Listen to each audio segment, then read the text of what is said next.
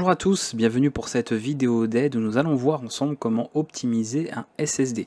Je rappelle que je ne pourrai malheureusement pas parler des utilisateurs sur macOS puisque je n'ai pas d'ordinateur de la Mac Apple, mais nous allons regarder comment faire au niveau de Windows et de votre distribution GNU Linux si vous êtes un utilisateur de Linux, avec des choses qui sont assez récurrentes et que l'on retrouve de manière similaire d'un système à l'autre.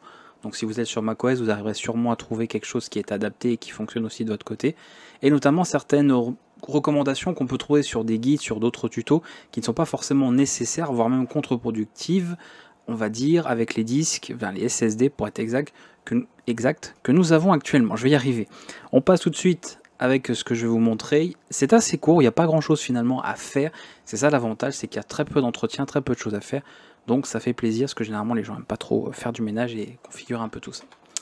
Ok, on va commencer par Windows pour la première partie, on va regarder comment faire ça.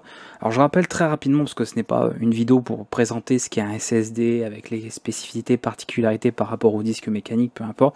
Mais tout ce qu'il faut retenir en tout cas pour cette vidéo d'aide très simplement, c'est qu'un SSD est configuré, et en tout cas conçu avec une mémoire flash, d'accord. On n'a pas d'outil directement mécanique, on n'a pas de disque comme on aurait sur ce qu'on appelle le disque dur justement par le terme qui est utilisé. Donc on va avoir notre mémoire flash, d'accord, et on a un disque en fait qui va être optimisé pour avoir des capacités, des performances beaucoup plus efficaces qu'un disque dur, pour information, avec des latences plus faibles, etc., meilleure résistance puisqu'on n'a pas, on va dire, de dégradation d'éléments mécaniques, donc ça c'est important. Et au final, on a beaucoup de choses sur lesquelles il n'y a pas besoin de se soucier, mais il y a quand même certaines choses à vérifier au niveau de notre système. Alors, très important pour un SSD aussi, première chose déjà, c'est que ce n'est pas spécialement, on va dire, recommandé si vous êtes sur un très vieux système d'exploitation ou sur une très vieille configuration. De toute façon, les anciens systèmes d'exploitation ne prendront pas forcément en charge votre SSD correctement avec toutes les fonctionnalités qui peuvent l'aider à fonctionner comme il faut et notamment à, on va dire, optimiser sa durée de vie. Donc bien sûr, si vous n'êtes pas sur Windows 7, et encore, on va dire que c'est limite, Windows 10 sur des versions actuelles de macOS ou par exemple sur un noyau de Linux, je sais pas moi, le noyau 2.6 minimum pour être sur quelque chose d'assez récent, d'accord, vous n'aurez pas forcément, vous ne tirerez pas tous les avantages que peut procurer un SSD. Donc ça va surtout concerner ces gens-là qui ont des choses un peu plus modernes, même si attention, quand on dit moderne, ça ne veut pas dire d'avoir forcément un ordinateur acheté dans les 3 derniers mois, bien évidemment. Donc il n'y a pas grand chose à faire finalement par rapport aux choses à vérifier à ce niveau-là. Votre disque SSD, n'ayant pas de pièce mécanique, il y aura pas mal de choses qui ne vont pas être à prendre en compte. Par contre, vos disques vont avoir un cycle d'écriture limité. C'est-à-dire qu'on ne va pas pouvoir, comme en tout cas en théorie pour les disques durs, écrire autant qu'on veut de manière infinie sur un SSD. D'accord ? Il y a un certain nombre de cycles qui sont limités. Alors avec les disques actuels, en tout cas après, vous savez, ça c'est des informations des constructeurs, on nous dit que généralement la durée de vie d'un disque, d'un SSD, il faut que je fasse attention à ce que je dis, sera inférieure finalement à la limite imposée par les cycles de lecture. Et c'est pareil, les gens ont tendance à souvent changer de composants, donc on ne va pas forcément arriver à la fin de vie d'un SSD avant de changer. Les gens vont avoir tendance à changer avant. Comme ce cycle d'écriture est limité, on va forcément, c'est logique, limiter le nombre d'écritures que l'on fait dans la mesure du possible. Alors, vous allez forcément avoir des écritures, parce qu'il faut bien que vous utilisiez votre disque, d'accord ? Vous installez un logiciel, par exemple, un jeu vidéo, vous avez simplement des fichiers que vous créez, ça va écrire des données, évidemment. Alors, la lecture n'est évidemment pas concernée par ce genre de soucis, on va dire ce genre de particularité, c'est vraiment ce qui concerne l'écriture.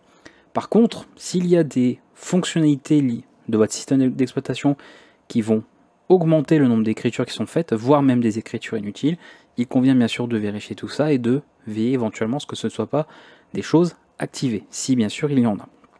Donc il y a une petite chose déjà à voir qui, pour le coup, ne sera pas forcément une configuration à faire, encore une fois, si vous êtes sur quelque chose d'assez récent, mais au niveau du BIOS et de l'UEFI, que je pourrais d'ailleurs pas vous montrer en vidéo parce qu'il faudrait que je prenne une caméra pour filmer, mais je n'ai pas ce genre d'équipement-là. Mais au démarrage de votre PC, vous pouvez vérifier au niveau du BIOS ou de l'UEFI si vous êtes bien en mode AHCI. Alors logiquement, encore une fois, avec les configs actuels, vous ne devriez pas être en mode IDE, d'accord, ça m'étonnerait. Mais c'est toujours bien quand même de vérifier, on ne sait jamais. Donc vous pouvez toujours vérifier que vous êtes bien en AHCI. Ça permet d'avoir justement tout ce qu'il faut en termes d'optimisation pour les contrôleurs de stockage, donc tout ce qui est lecture, écriture, etc. On peut faire cette première vérification, on va dire, de départ. Ensuite, il va y avoir une seule chose en réalité sur laquelle il va vraiment falloir veiller, c'est tout simplement de vérifier que votre disque est optimisé, ou en tout cas, les systèmes sur vos OS vont effectuer justement cette optimisation de vos SSD. Qu'est-ce qu'on veut dire par optimisation? C'est très très simple, on a ce qu'on appelle une commande trim, c'est-à-dire que votre disque va écrire des données dans des cellules, d'accord?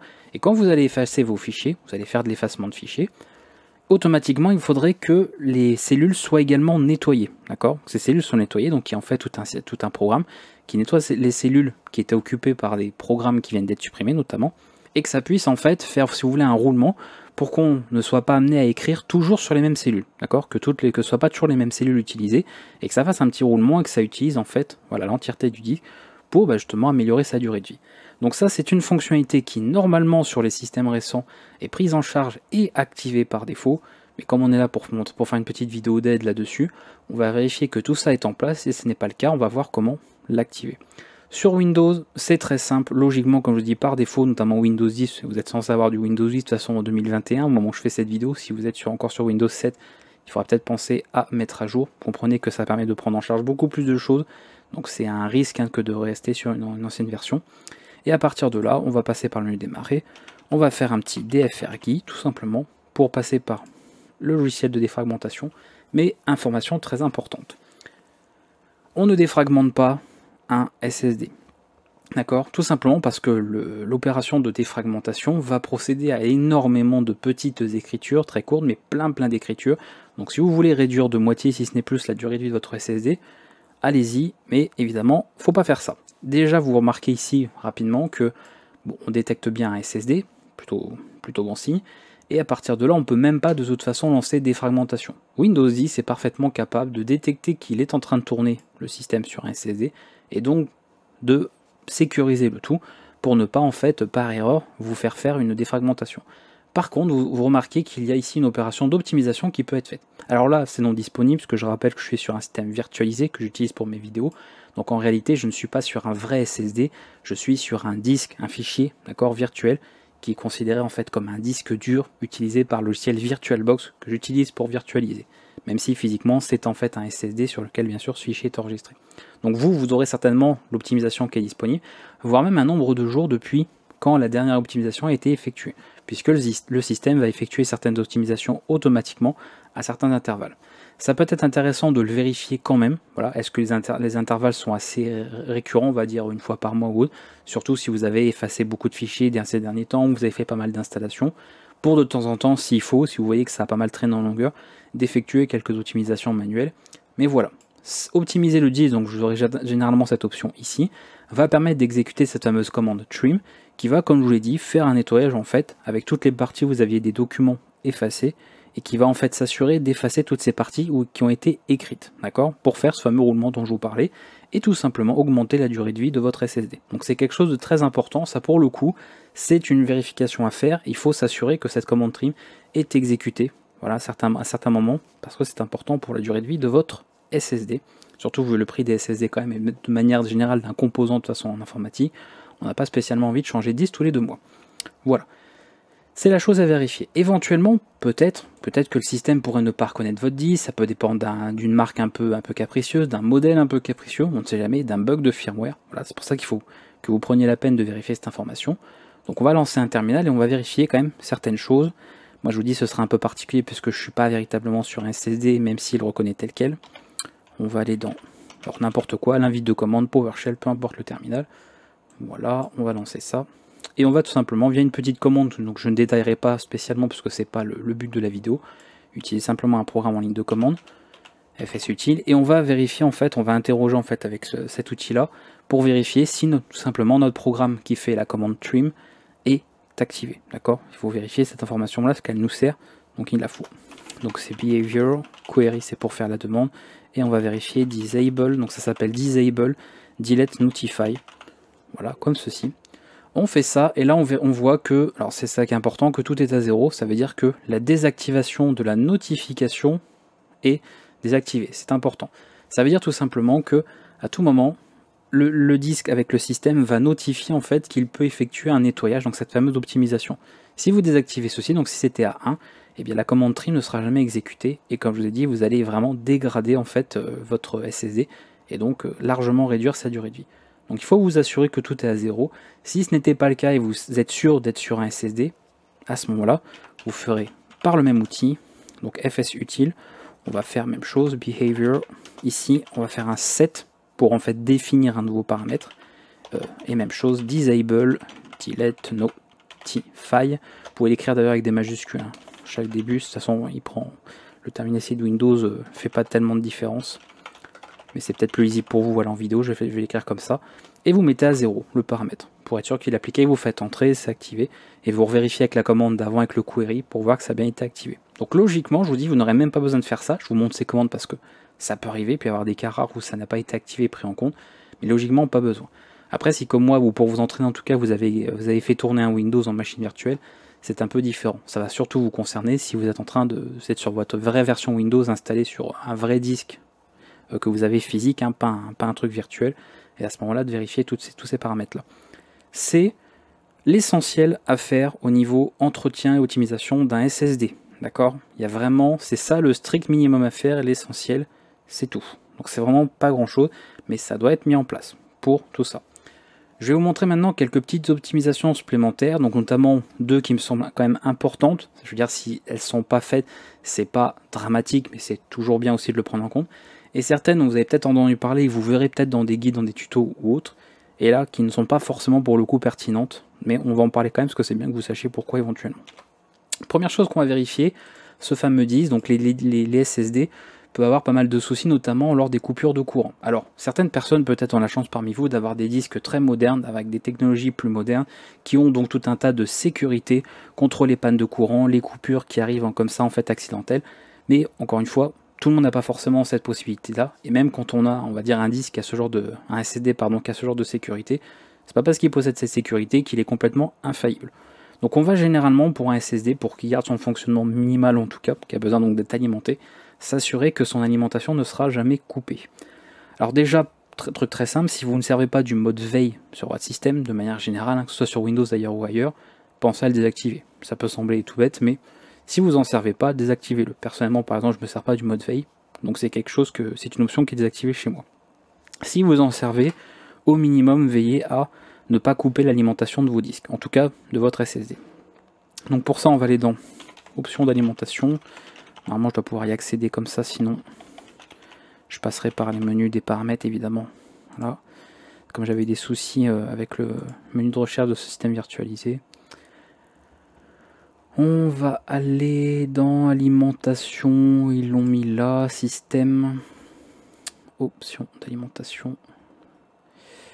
C'est là, je vais y arriver, parce que ça, comme tout a été redéplacé, on va aller dans paramètres d'alimentation supplémentaires.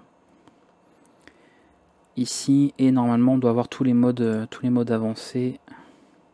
Je suis dans ce mode là, donc on va aller ici, modifier les paramètres d'alimentation avancés, et ici vous allez retrouver toute la partie pour les disques. Alors des fois il faut chercher un peu parce que ça bouge pas mal. Voilà, donc là par exemple arrêter le disque dur après, donc moi en fait j'ai envie de mettre, alors normalement je devrais avoir une option pour mettre rien du tout. Alors c'est peut-être pas ici, c'est peut-être pour la veille. Voilà, des fois il faut vérifier parce que c'est des paramètres qui peuvent bouger d'une version à l'autre. En plus vous n'avez pas tout à fait la même update que ce que j'ai, il faudra vérifier. Ça c'est pour le processeur. Non, c'est arrêter le disque dur, hein, donc c'est ça pour moi. Je pense qu'en mettant 0, normalement ça met à jamais. Parce qu'avant on avait vraiment un menu déroulant avec plusieurs.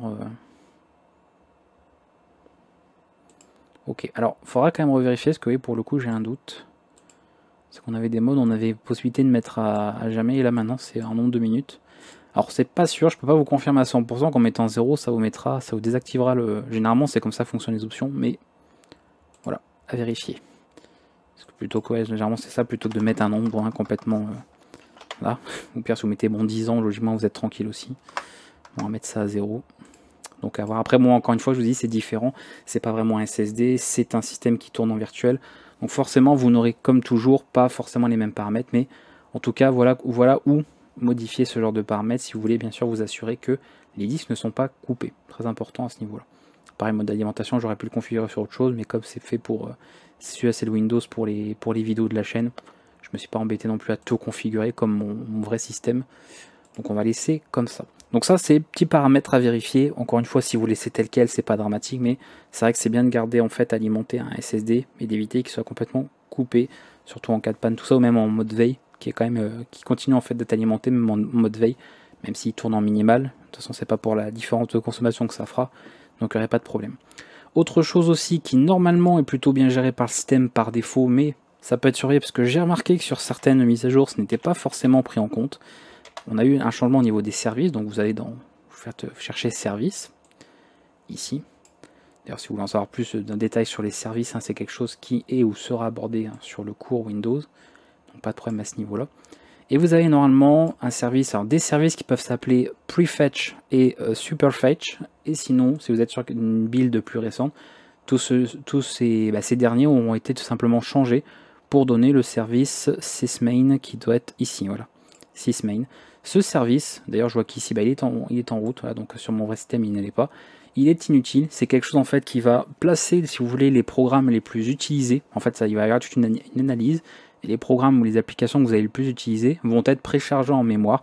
Mais l'avantage ici, c'est que vous avez un SSD, vous n'avez pas besoin de précharger des choses en mémoire ici. D'accord, ça démarre suffisamment vite, surtout si vous êtes sur des SSD NVMe hein, qui sont directement branchés en PC, et plus comme moi par exemple un SSD en SATA. Même de toute façon en SATA on est pas mal du tout. Donc ça, vous pouvez le désactiver, d'accord. Si vous n'êtes pas sur un disque mécanique, vous n'avez pas besoin de ce mode-là. Alors normalement il devrait être par défaut, hein, vous voyez, désactivé. Après c'est pareil, là comme c'est virtualisé, peut-être qu'il n'arrive pas forcément à se décider, donc par défaut il le laissait lancer. Alors c'est même pas que ça que je fais en fait, hein, c'est voilà, c'est type de démarrage désactivé, hein, c'est pas seulement l'arrêter. Hop, voilà, donc inutile, il ne sert pas, mais pareil s'il tourne, je vous dis, c'est pas gravissime. Vraiment, la seule information, je vous l'ai dit, le seul paramètre qui est très important pour le SSD, pour leur optimisation, c'est la commande trim, donc l'optimisation du SSD, qui doit être activée et fonctionnelle sur votre système. Si le reste, vous ne pensez pas à le désactiver ou vous laissez tel quel, parce que vous ne voulez pas trop y toucher, etc., c'est pas gravissime, il n'y a pas de problème. Voilà. Donc ça, c'est ce qui était important à faire. Le mode, donc vérifiez dans le BIOS hein, que vous êtes en mode HCI, mais normalement oui, sur les systèmes actuels c'est le cas, il n'y aura pas de problème. De voir que l'optimisation pour la commande trim est bien activée et bien opérationnelle. Éventuellement de voir pour ne pas couper l'alimentation de votre disque. Et la désactivation de ceux ou les deux services si vous avez les anciennes versions, parce que ça n'a pas besoin de tourner pour rien. Maintenant, vous pouvez éventuellement voir certaines astuces où on vous dit de désactiver l'indexation des fichiers, de virer la pagination ou de la gérer manuellement, etc. Ça ne sert à rien, en tout cas c'était bon. Ça pouvait se discuter peut-être sur des anciens modèles ou sur, on va dire, les premiers SSD. C'est plus un problème maintenant, d'accord. Dans certains cas, de toute façon, l'indexation, elle sert à beaucoup de choses, notamment pour ceux qui font de la recherche dans des contenus de fichiers. Donc ça peut vous servir. Plutôt, en fait, de demander à votre SSD de tout réanalyser, même s'il fait très vite. Parce que l'avantage, encore une fois, des systèmes d'index, c'est qu'il n'y a rien en fait à crawler, il n'y a rien à rechercher, il n'y a rien à analyser, puisque tout est dans des index. Donc il n'y a plus qu'à lire les index. Et après, pour la pagination, c'est quelque chose qui est encore très utilisé pour beaucoup de programmes. Donc si vous commencez à faire des programmes avec de l'encodage de la vidéo, de l'audio, etc., généralement, ça va beaucoup se baser sur le système de pagination. Donc si vous le gérez manuellement, vous aurez des soucis si vous ne savez pas ce que vous faites. Et si en plus vous le désactivez, vous allez rendre non fonctionnel beaucoup d'applications, voire votre système. Bref, donc vous pouvez éventuellement vous intéresser à ça ou y toucher si vous savez ce que vous faites, mais comme je considère qu'il y aura plus de gens en regardant cette vidéo qui sont pas forcément très à l'aise avec Windows que de gens qui connaissent absolument tout par cœur ou voire sont experts, automatiquement vous n'avez pas besoin d'y toucher et ce n'est pas un argument pour dire voilà, optimiser un SSD en désactivant l'indexation des fichiers, vous n'allez rien optimiser du tout, d'accord, la différence elle sera quasi nulle, donc vous embêtez pas avec tout ça, contentez-vous de ce que je vous ai donné et ça suffira largement. Voilà pour Windows. Je pense qu'on a fait le tour honnêtement, il n'y a pas besoin. Donc vous voyez, je vous avais dit que c'était assez court, j'ai beaucoup parlé, ce que je détaille tout, ce que j'explique aussi. Hein. Le but c'est pas de vous dire appuyez sur ci, appuyez sur ça et puis terminez, cherchez pas à comprendre. Je vous explique toujours pourquoi et qu'est-ce que vous faites sur votre ordinateur, c'est important. En tout cas j'estime que ça l'est. Donc pour les gens Windows, vous pouvez vous arrêter là, vous contenter de tout ça. Et vous avez ce qu'il faut pour votre SSD.